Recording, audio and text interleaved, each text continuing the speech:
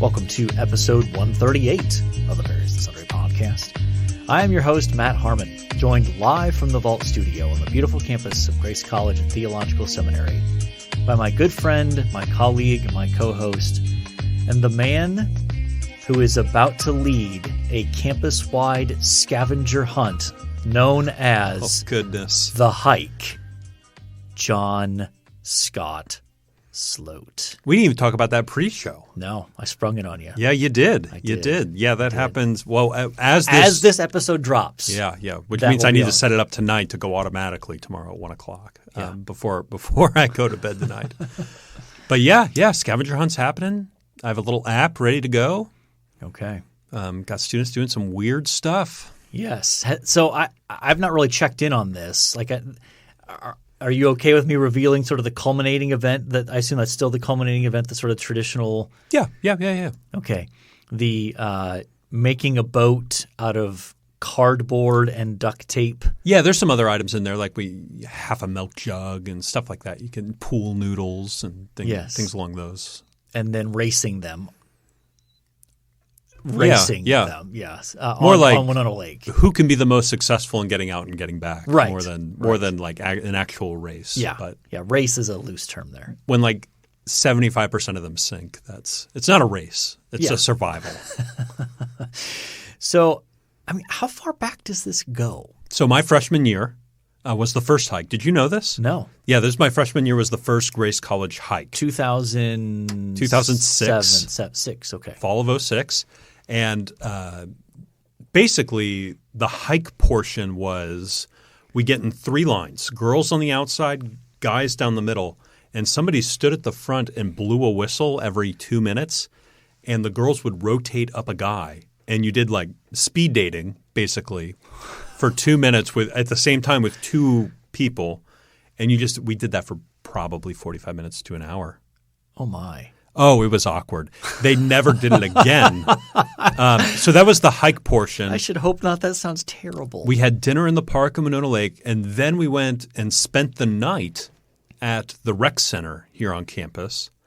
And so we stayed in all night, and at about 8 o'clock they told us, here are the materials to build your boat. Go ahead and build your boat. You have till 7 a.m. when we go down.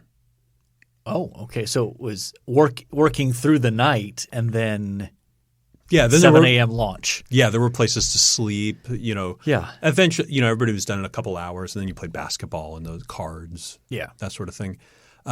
And here's the kicker. Faculty members stayed the night in the rec center with us. So faculty members who were faculty members for that class stayed with us in the rec center all night. Nope.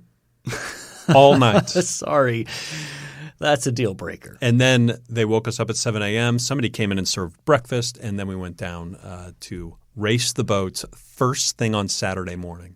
Okay. Wow. It was a wild time. I imagine so. It's changed a lot. Yes. I think for the better. And so how long have you been in charge of this? So I'm on it's a group effort, right? So I'm part of the group. But 6, 7 years, something like that, I've been doing this. All right. I go through the rules. Inevitably, kind of my role is inevitably like something happens, right? And somebody has to make a decisive call. My job is to make that decisive call. Okay. And essentially try to make up a rule on the spot that is that accords with the rest of the game. I see. Okay. Well, you're well positioned for that, I think. I do okay. I think I do okay. Well, if you'd like to contact the show and share your experiences of the hike from your past time here at Grace College, you can reach us on Twitter at VNSPod. You can email the show, variousandsundrypodcast@gmail.com. We are on Facebook and on YouTube.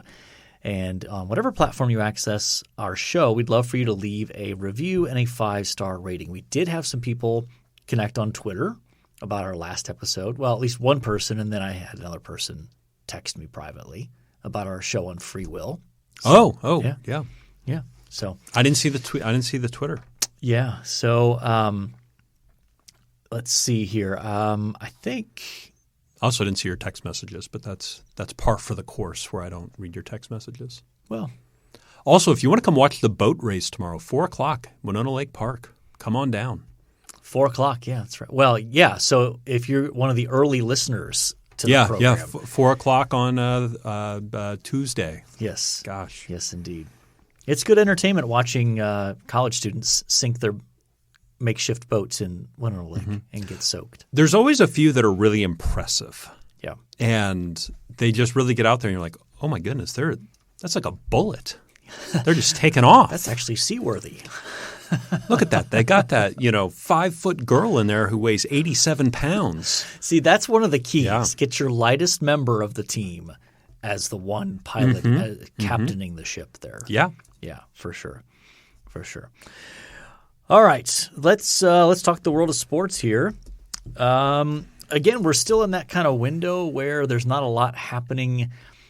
Football, you've got the preseason football, but now the starters play one series and then they're out, and then you're watching backups the rest of the game. So anything you've seen from preseason football that catches your attention?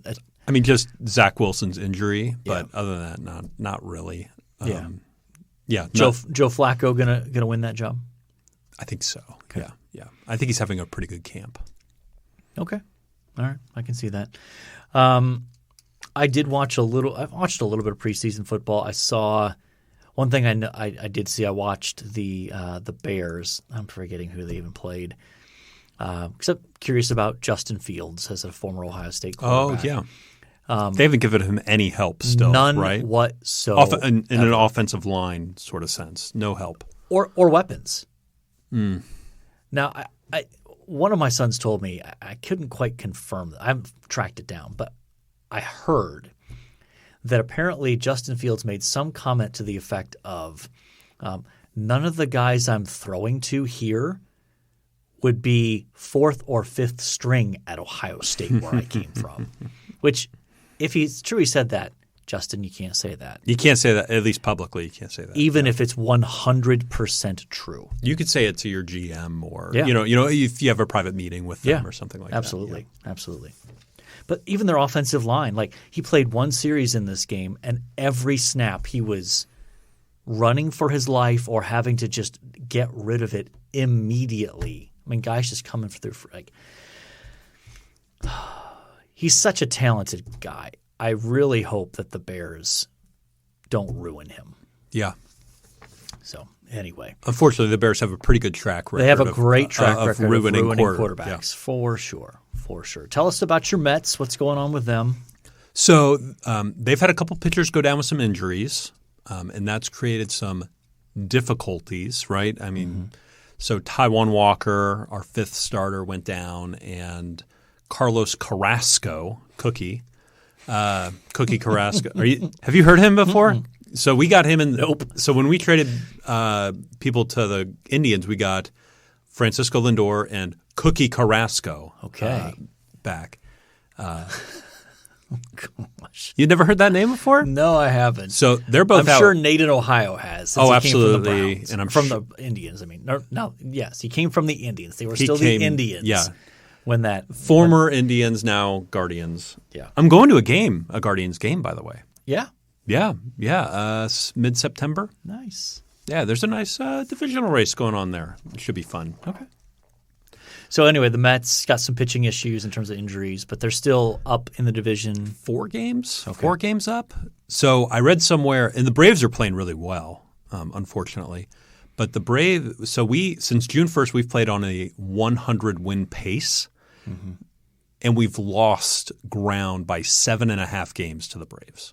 Yeah, wow. So, I mean, it just tells you how the Braves are playing right now. Yeah. One other NFL note that we didn't mention, Deshaun Watson's suspension was bumped up to 11 games. So how did that come to pass? So, because my understanding is he was making an appeal to the league. Well, I think it was the league was appealing to the league. So to the arbiter, no, they had the arbiter, and this I think it was a woman who was the arbiter said 6 games, and the league wasn't satisfied, so they appealed to themselves essentially, and it was changed to 11. And I think there might have been some negotiations with the players' union and Deshaun Watson to come to that number. But yeah, it's officially now it's set in stone. It's 11 games. Wow. Okay. Also in NFL news, Baker Mayfield won the job with the Carolina Panthers over Sam Darnold, which is a sentence I never thought I'd say 5 years or 3 years ago. Well, I suppose that's good if you like progressive commercials. Yeah. Seems likely that maybe we'll continue to see those, though I guess they have to totally reshoot those now that he's in Carolina and no longer in Cleveland. Yeah. Is Cam Newton still on that roster? I don't think so. I could be wrong, but I don't think so. I'm not sure, but that'd be wild, wouldn't it? Wouldn't it? You have Baker Mayfield, Sam Darnold, and Cam Newton on the. Yeah. Probably 2 years ago they were all starters? Last year they were all starters. Week 1. Yeah, week 1 last year, all 3 of those. Well, wait. Was Sam Darnold still a starter at that point? Day 1 in Carolina. Last year? Yeah, he was in Carolina last year. Okay, and Cam would have been in New England. Yeah. Okay. Yeah. The NFL's crazy. Absolutely crazy. So, in any case, you ready to move on? Sure. Let's move on. So our main topic for today is sleep. Not to put you to sleep. Well, I mean, it could be a service that we provide. But that's not our intention. There are podcasts out there that are designed to put you to sleep. Did you know this? Yes. Yeah. Yes. I think my son has dabbled in that realm. Yeah. When I travel and can't fall asleep, I'll oftentimes pop in a podcast. Maybe we'll have to throw that into the resources recommended down below. I don't have that. Potentially. Okay. Potentially. So let's start by I thought we'd start personal, like sleep habits. Yep. What's a typical night of sleep for you? I know you go to bed at like 7:30, but you get up early. Well, 7:30. That's only slight exaggeration. Yeah. Probably crawling into bed 8:30, asleep by 9:30. Okay. And up by 5:30. Okay. 5:45, somewhere in that ballpark. So, do you fall asleep pretty quickly? Almost immediately. Okay. It drives my wife insane. We'll be laying there awake, and I'll go, I'm falling asleep. And she goes, no, don't do it. Don't do it.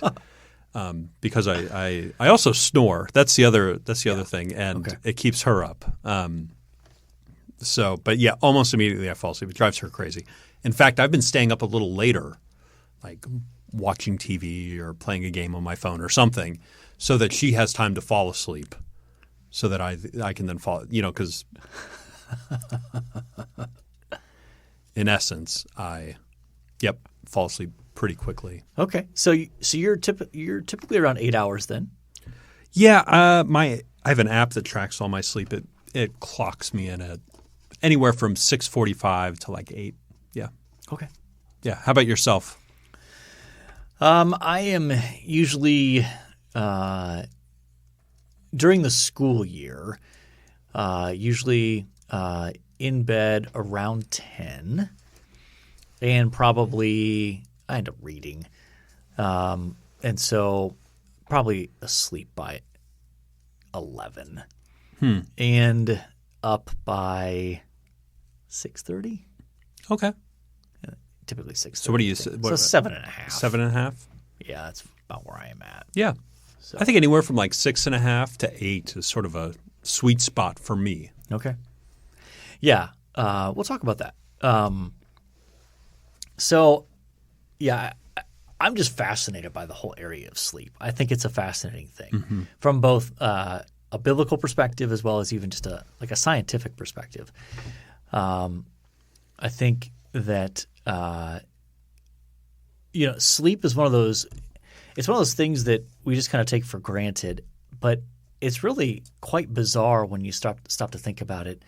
That God has wired us to need sleep. That we spend, if you hit the sort of ideal average of around 8 hours a night, that's a third of your life that you spend unconscious, out. Yeah. Like not fully alert to your surroundings. Which is just fascinating that God designs us that way. Here's some interesting facts on sleep that caught my attention as I've kind of thought about this and looked into this. Sleep helps regulate most of the body's functions, including immune system, cognition, etc. You ever had a period of extended sleep deprivation? Extended sleep deprivation. I don't honestly, I don't think so. Sleeping has always been pretty easy. Okay. If I have, it's been induced by travel. Right. That's one spot. Jet lag, landing Right. somewhere that needed to stay up for a while. Or I think of grad school. I think grad school was a time when I was down to about 4.5 to 5 hours a night. Okay. With regular studying and things like that. So if there was a time, it was grad school or travel. Yeah. Yeah, when I was in college, I was probably consistently through the week doing about 5 to 6 hours of sleep a night. And then I'd catch up on the weekends. But yeah, I think that's certainly something that now I could never realistically survive, consistently getting 5 to 6 hours of sleep a night. Most adults need a minimum of 7 hours of sleep a night. The typical range that they suggest is 7 to 9 hours for adults.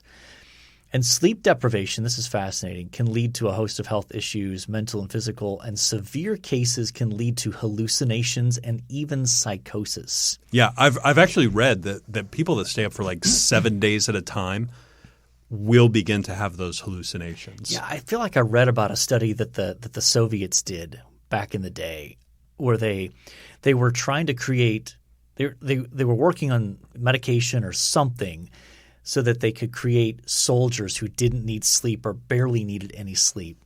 And basically the test subjects in this essentially went crazy. Like after a week of nearly, basically not sleeping at all, the results were they had to institutionalize these people. Like it was just That's wild. Crazy what happens if you don't get enough sleep. I mean, and actually one of the that to me is just you've probably seen studies as well that in some scenarios sleep deprivation can be a greater danger to driving than being intoxicated. Like if you're extremely fatigued, like it might be, it's comparable at least to driving while intoxicated. So fascinating stuff. I wanted to take an angle on just thinking a little bit about what does the Bible say about sleep? Yeah. Can I talk about the text message series I'm getting right now? Sure. So my new supervisor at Grace, who's a listener to the pod and heard his shout out last week on pod, is trying to get a campus apartment to stay in while him and his wife look for a house. Right. And they've placed a key somewhere on campus and he can't find it. So he's texting me trying to figure out where it is. And I told him I'd help him when I got out of here. But okay. But yeah, so if I appear distracted, Matt, that's what's going on. They placed a key somewhere on campus for him? They put it on. They said Alpha Lobby Counter. Okay. I know where that is. Right. But he's there. He sent me a picture of it. And but who puts a staff member's key there? That seems odd. Right? Doesn't that seem like a weird spot? Seems very weird. Yes. In any case. Maybe if he doesn't find that, he'll be bunking at your place tonight. I have a guest room. Yeah, we could figure it out. It is 20 minutes away, but we can figure it out. Yeah. Okay, so let's talk a little bit about some biblical texts on sleep. As I've kind of looked at this, this is far from an exhaustive study by any means, but it is interesting looking at how sleep pops up in the book of Genesis. It actually shows up a number of times. Yeah, I'm looking at the list you have here. It's a pretty interesting list. And anyway, yeah. Go ahead. You want to start us off with? Yeah. So the first one we have is the creation of woman, right? God puts Adam in a deep sleep, and performs surgery of some kind, and uses his rib to create Eve. Yeah. So sleep ends up being a good thing in that context. Yeah. I mean, works out well for Adam. Yeah. So I have wondered, so does that mean, I assume it means this, that even before the fall, we were wired to sleep, to need physical rest, recharging, whatever you might call that. So that's not that it's not a consequence of the fall. Yeah. That it's part of how we're wired as human beings. It's a pre-fall thing. So that's also interesting about what that tells us about that is interesting. And then it shows up next in Genesis 15. Well, there might be some other occurrences here, but here's the ones I'm highlighting. Genesis 15, where God makes his covenant with Abram. He has Abram fall into a deep sleep after he's set the stage for the covenant ceremony where he cuts the animals in half, and the flaming fire pot representing Yahweh passes through them. But obviously another context where God uses sleep to set the stage for a significant act within creation and within redemptive history. Yeah, it's interesting. Like the first one you mentioned is around sort of the covenant of marriage, right? Sort of this relational covenant, and then we have the covenant with Abraham as well. That comes up there. Yep. And then it pops up again in Jacob. Is the famous dream he has about it's called Jacob's ladder, but this staircase or this ladder where he sees angels ascending and descending on this ladder, which it comes in the context of Jacob being concerned about is God going to provide for him? Is he going to come through for him? And Jacob walks away from that dream concluding, I had no idea God was here with me, kind of thing. So it's kind of a pivotal moment in Jacob's life where that happens. Yeah, and then to round out our Genesis list, Joseph. Probably we could just say Joseph. Yeah. Right? Because Joseph, initially what gets him in trouble is having these prophetic dreams. Right. And then he goes and ends up in prison in Egypt and interprets a few dreams there. Yes. And then goes to Pharaoh, interprets a dream there also. And yes. So his own dreams get him into trouble. Yeah. And his ability to interpret the dreams of others gets him out of it. Well, he got good at it. Yeah. Yeah. And so, that's just a taste in terms of Genesis. I mean, later on, like in the book of Daniel, you see the role of dreams and Daniel's ability to interpret those. But, another angle that you see in the Psalms is, and this is probably where I want to focus in terms of more application for us, is the fact that sleep is an expression of trust in Yahweh. So you have Psalms where David expresses talks about his ability to sleep even in the midst of being on the run or being hunted by enemies.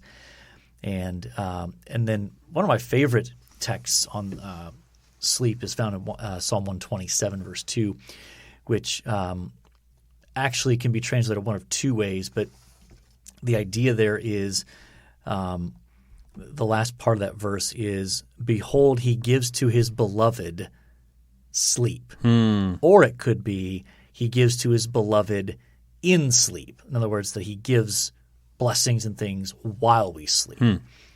Either way. Sleep is very positive. Sleep's a good thing there. Yeah. But I think that psalm in particular is noteworthy because that's the famous psalm that starts, unless the Lord builds the house, they labor in vain who build it. So the mention of sleep there is set in the context of, yes, you can work yourself to the bone, to exhaustion, but ultimately, unless the Lord is the one empowering the work and blessing the work it's going to come to vain. And so I think that's always a passage that I kind of come back to. And even thinking about sleep as a gift, it is a gift, but it is also an expression of trust in the Lord.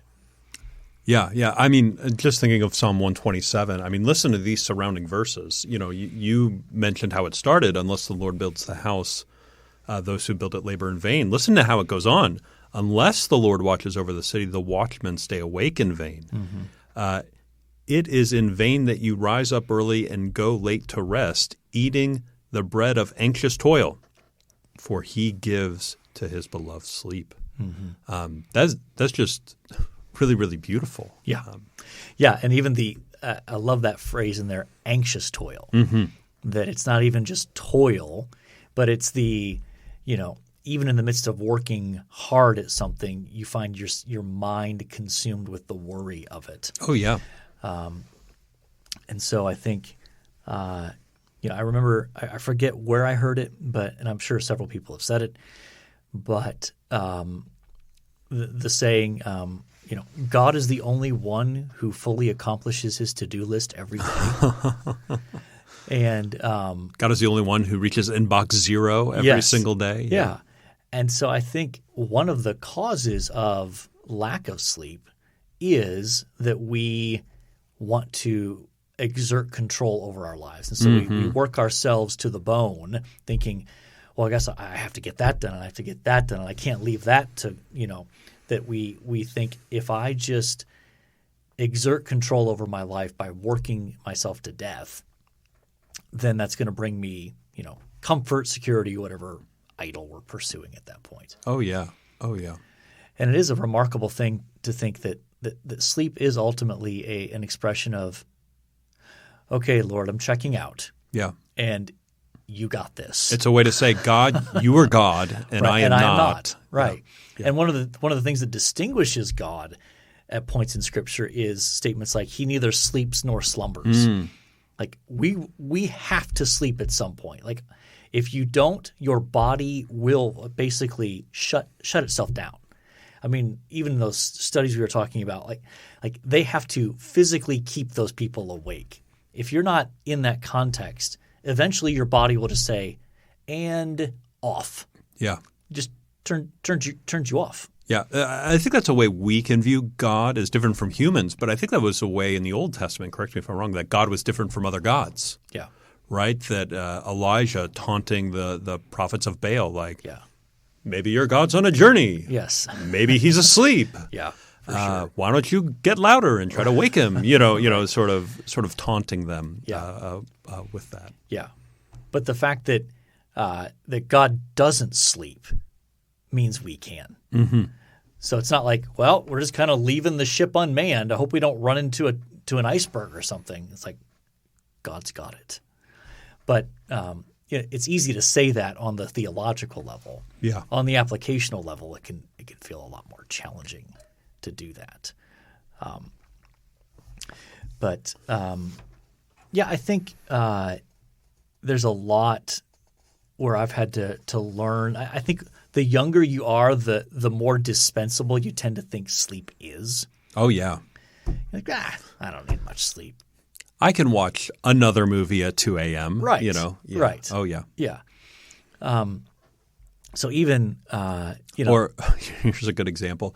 When I was 25, I worked in a factory, and I had a boss that came to me and goes, "All right, so here's what we need to get done."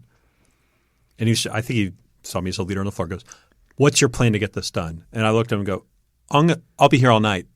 I'll be here all night. I'll get this done." Yeah. And he looked at me at that time, which I think at the time was frustrating to me, and I would not do this now. But he looked at me at this time and just goes, "I'm not comfortable with that. You need a new plan." I was like, what? Yeah. Yeah. So I came across, and this will be linked in the show notes, but there's a blog post that Justin Taylor did where he's got a quote from John Piper, which resonated with me, and I think you'll probably catch why in a moment. But I want to read this. This came during a lecture he was doing on Charles Spurgeon. I have no idea why it connects to Charles Spurgeon. I don't know if Charles Spurgeon was notorious for not sleeping. I don't know. But here's what Piper said. A personal word to you younger men. I am finishing my 15th year at Bethlehem, where he was the pastor. So this is a while ago. Yes. And I just celebrated my 49th birthday. As did I. Yeah. I have watched my body and my soul with some care over these years. I'm not sure I've done that, but hey, and noticed some changes. They are partly owing to changing circumstances, but much is owing to a changing constitution. One, I cannot eat as much without gaining unhelpful weight. Amen to that. My body does not metabolize the same way it used to. Another is that I am emotionally less resilient when I lose sleep. There were early days when I would work without regard to sleep and feel energized and motivated. In the last 7 or 8 years, my threshold for despondency is much lower. For me, adequate sleep is not a matter of staying healthy. It is a matter of staying in the ministry. It is irrational that my future should look bleaker when I get 4 or 5 hours sleep several nights in a row. But that is irrelevant. Those are the facts. And I must live within the limits of facts. I commend sufficient sleep to you for the sake of your proper assessment of God and his promises. Mm-hmm.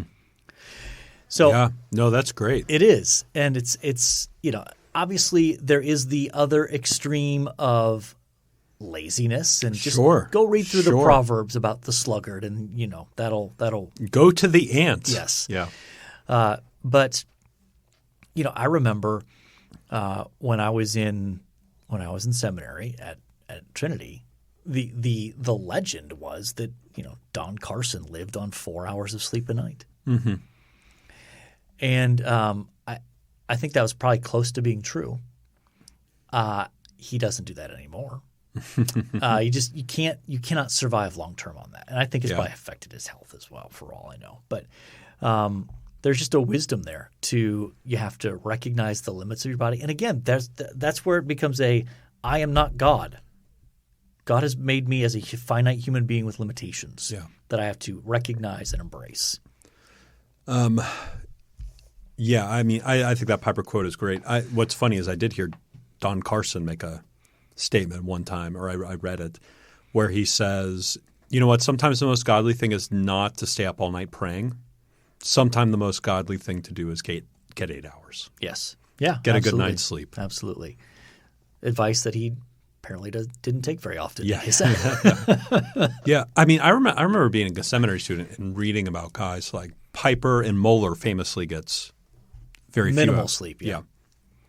And just like, oh my goodness, look how much they accomplished. I remember praying that I could function on 4 to 5 hours of sleep. Lord, think how much I get done. And then something hit me. I am a phenomenal waster. I would just waste that time. Yeah. I am a phenomenal waster of time. It might be my spiritual gift. And that you want to know what? Sleep might be the most productive time I actually have. Yeah, for sure. For sure. So I think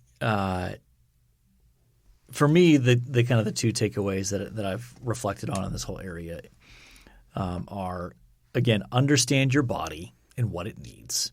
Like, just pay attention to that. Recognize that some people will need more sleep and some people will need less sleep. There's sort of the average of 7 to 9 hours for the typical adult. But depending on stage of life and recognizing that, gosh, if you're a mom and you got young kids, even if you're a dad and you've got young kids, like you're not like there might be a total time period of 8 or 9 hours where you are in the bed. But you're probably not getting that amount of sleep, and it's being interrupted. Every 90 minutes or so, every couple hours, there's a kid crying or something like. And there's seasons, right? And there are special circumstances. I think that we gotta make special allotments for. But generally speaking, I think if you're making a habit of 4 to 5 hours a night, that's probably a bad thing. Yeah, yeah, and I think too the idea of embracing sleep as a gift from God and as an opportunity to express trust in Him. That whatever is weighing upon your anxious heart, Mm-hmm. God is not sleeping or slumbering, and He's got it. You can entrust it to Him, and you'll wake up tomorrow morning, and He'll still be awake, and He'll still have it under control. Yeah. We do have a couple of resources there. There's a blog post by Fred Sanders on a theology of sleep. Justin Taylor's blog post we'll have there. And then I linked to an article called Why Do We Need Sleep? It's a secular medical article. It just kind of talks through some of the benefits and dangers of not getting enough sleep, those sorts of things. So, and if you want to throw in the sleep podcast, if you want to throw a name out of that, or Nope, we're not going to throw it in there. Okay. Okay. I'll tell you after pod. Okay, I have a sense of why, but are we ready to move on? I think so. Okay, let's do this day in sports history. All right. So we were talking before pod. We have some quirky this day in sports histories. Yeah, went a little off the traditional. I'm here for it. Okay. 1923, coming up on 100 years ago. Yeah. Paavo Nurmi. Sure. Am I getting that right? Sure. Of Finland. You know how I like the Finns. We are big fans of the Finns. He runs now about to be NATO members. Yeah, excited to bring them into the fold. Great to have By them the on way, board. did you see their prime minister is in trouble because a video came out of her partying with her friends? No. Yes. So their prime minister is famously young, Okay. like 33, 34. Wow. Okay. And famously does things that young people with fame do. So regularly at the club, and some videos came out, and Okay. not anything Salacious. super. Yeah, but nothing inappropriate. But just like that's not necessarily becoming of a European prime minister. Anyway, Okay. so this guy Paavo Nurmi, who probably would not approve. No, I'm sure he If would not. If he was still if alive. if he were alive, runs the world record for the 1 mile, and he does it in 4 minutes and 10 seconds in Stockholm. Yeah. And the record stood till 1931. Yeah. Yeah. So I looked up what the current mile record is. 3 minutes, 43.13 seconds. That's fun. That's sprinting the entire mile, really, isn't it? I mean, if you think about it, that's under. So break it under, like 4 laps around a track ish. You're still under 60 seconds per lap. Yeah. That's moving along. Yeah. So That's cheetah level speed right there. 1970, Roberto Clemente compiles his record, second straight 5-hit game. yeah, think about the That's difficulty of doing it once. That's an impressive feat. You're probably going 5 for 5 or 5 for 6. I mean, in most games, you might get 4, Yep. maybe 5 plate appearances. Yep. So to get 5 hits in back-to-back games, That's impressive. Is impressive. That's impressive. 1982, Seattle Mariner pitcher Gaylord Perry ejected for throwing a spitter. I mean, that was kind of his thing. Yep. I mean, it's fascinating to think about what the how baseball changed its perspective on that, and And on lots of things throughout Yes. the years. They're famous for making big sweeping changes. for sure. 1992, Dennis Eckersley, who previously set the record for most consecutive saves, 40, is the first pitcher to record 40 saves in 4 different seasons. Yeah, that's impressive. That is impressive. So do you have a leaning as to which Oh, my. Well, I'm less impressed with Dennis Eckersley. agreed, let's eliminate him.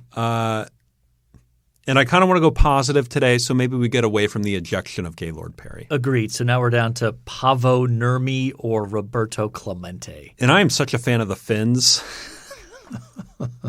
that I will go with the Finnish runner. I agree. Paavo Nurmi of Finland. Yes. Shout out to all of our Finnish listeners. I wish we had more Finnish listeners. I wish we could do a live show in Finland. Oh, man. That would be epic. In Helsinki, you could hit up that coffee shop. Oh, my goodness. We should do a podcast where we just talk about the glories of Finland. Anyway. Yes. Okay. One thing you liked. Okay. So I have a podcast that I have been enjoying where it is an individual named Russ Roberts.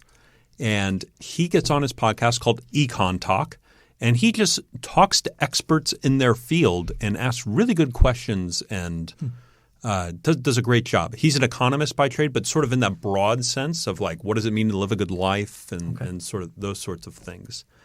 And he gets into like he interviewed somebody on his most recent podcast about what is talent, where is it from, where does it come from, those sorts of things. It's a fascinating – it's a long-form interview, so it's over an hour each episode and very interesting.